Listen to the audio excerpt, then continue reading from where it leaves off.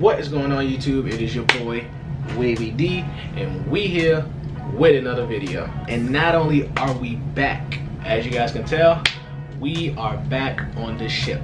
That is right, y'all. Your boy is back out sailing around the world again, which means I will be vlogging for you guys and doing content out in different countries again. And of course, I'm not gonna spoil it for you guys, letting you know where we're heading off to. I'm just gonna surprise you. But today's video, I'm mainly doing for my fellow Capricorns out there. With Capricorn season coming up and me being a Capricorn, I have decided to read Capricorn traits here off of my phone and giving them a scale of 1 through 10 on how much I agree with it. 1 being I strongly disagree, and 10 being I strongly agree. Sounds simple enough. First Capricorn trait. Capricorns are secret psychos. Now, I'm not even gonna lie. I'm gonna give this one a 10. Sometimes I be catching myself having those kinds of thoughts, especially if someone annoys me or if I just don't get along with them. I'm not gonna go too deep into my thoughts, but long story short, I agree with this. Second trait, independent. I'm gonna give this a 10 as well, because one thing about me, I love having my own everything. My own money, my own car, and depending on people, it literally takes a lot out of me. I don't even like asking people for stuff. It kind of takes a tad bit of my dignity too. Third trait, experts at ghosting people. Now this one, I'm definitely giving a 10, because I can go days, sometimes even weeks without talking to people. Sometimes even family. I know that's messed up, but it's the truth. I even have some friends that I haven't spoken to in years. Yep, that's one thing about me. If you're waiting on me to call you, you're gonna be waiting a while. You're better off just calling me. 9 times out of 10, I'll answer. Fourth trait, look unapproachable intimidates people with their presence. Damn, I'm also gonna give this a 10, because I can't tell y'all how many times I get this question. What's wrong with you, Demarion? Demarion, what's wrong? And every time I be like, nothing.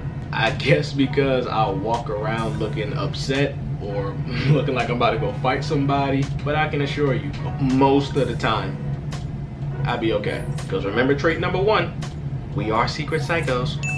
Trait number 5, very selective on who they trust. A few close friends rather than many. Not even gonna lie, I'm gonna give this one a solid 9, only because I feel like this isn't just Capricorns, it's a lot of people. Although I still do strongly agree with this. Like my old social circle, I only had like 2 close friends and that was it. Trait number 6, tends to overthink a lot, plans out every possible scenario before acting. Now without a second thought, I'm definitely giving this one a 10. I am always mapping out every possible scenario, so just in case something goes wrong, I always have a backup plan.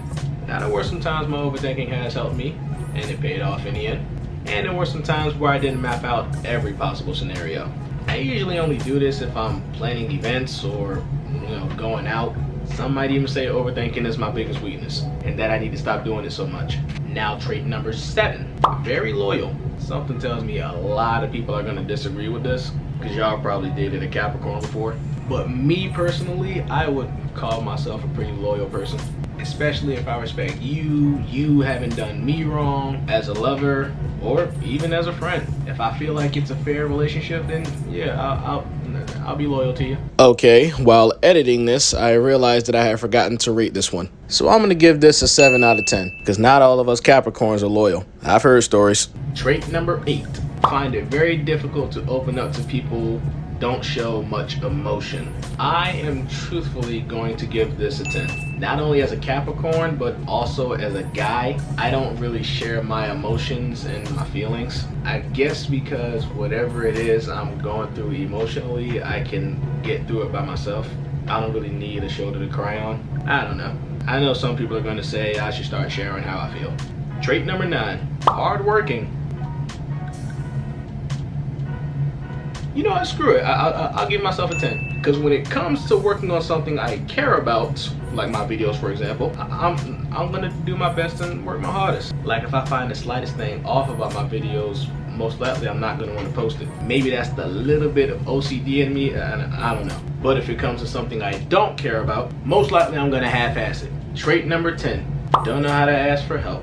I'm gonna give this a pretty low number. I'm gonna give it a 7. Because when it comes to stuff like labor or work, and I'm just not getting it, then yeah, I'll ask for help. But when it comes to like mental or emotional help, then most likely no, I'm not gonna ask for help. I can probably handle that on my own. Trait 11, reliable.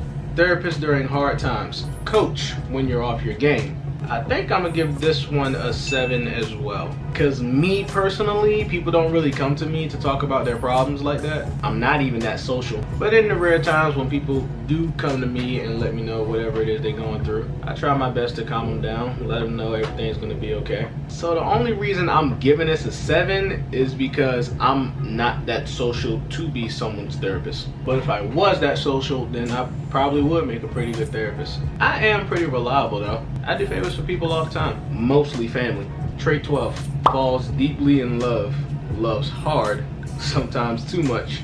I'm gonna give this an 11. I can't tell you how many times I've gotten my heart broken. Looking back, I was probably way too young to be falling in love anyway, and I got rejected every time. But I ain't hurt, cause it'll never happen again. Trait number 13, great lovers, freaks in bed. I don't want to go too deep into this, but so far I've gotten no complaints. Damn, I ain't rate this one either. I'll give this one a 9 since I'm only speaking for myself. And trait number 14. When a Capricorn cries, it's usually from buildup of anger and emotions that they've been holding in for too long. Now, I'm not even gonna lie.